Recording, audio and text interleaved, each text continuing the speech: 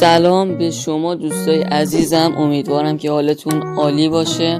امروز با هم توی این آموزش میخوایم یاد بگیریم که چطور یک لوگوی خیلی زیبا درست کنیم.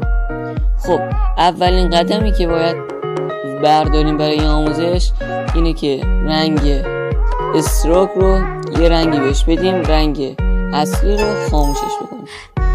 خب حالا با هر ابزاری که خواستیم ما از پنتور استفاده می‌کنیم. یه شکل اسمانندی ایجاد می‌کنیم.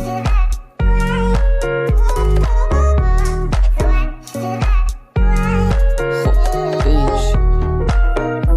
حالا هر رنگی رو شما می‌تونید انتخاب کنید. حالا از همین یک کپی دیگه می‌گیریم، ولی باید رنگ اینو حتما عوض کنیم. حالا هر رنگی دوست داشتیم ولی عوض کنیم. ما روی آبی فیروزه‌ای می‌ذاریم.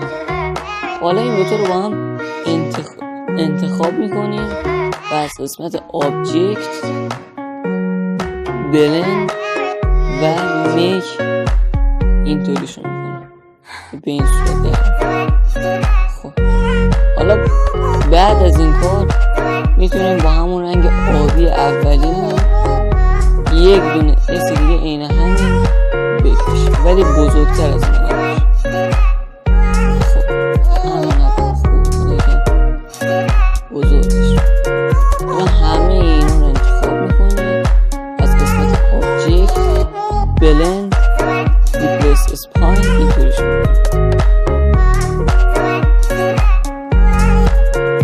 همین الان خیلی قشنگه، طرح قشنگه، میتونید خیلی جا ازش استفاده کنید. شما میتونید بهش خلاقیت هم اضافه کنید. حالا ما میایم اینو انتخاب میکنیم و یه روتیت بهش میدیم. با گرفتن کلید آلت اینجا رو یه کلیک میزنیم، 30 درجه ما میزنیم، گزینه کپی رو انتخاب. خب حالا که گزینه کپی رو انتخاب کردیم یکی میاد کنارش با فاصله 30 درجه. با کنترل دی این حرکت رو تکرار می‌کنیم تا به شکل خیلی قشنگی در. خب حالا می‌بینید که به چه شکلی در.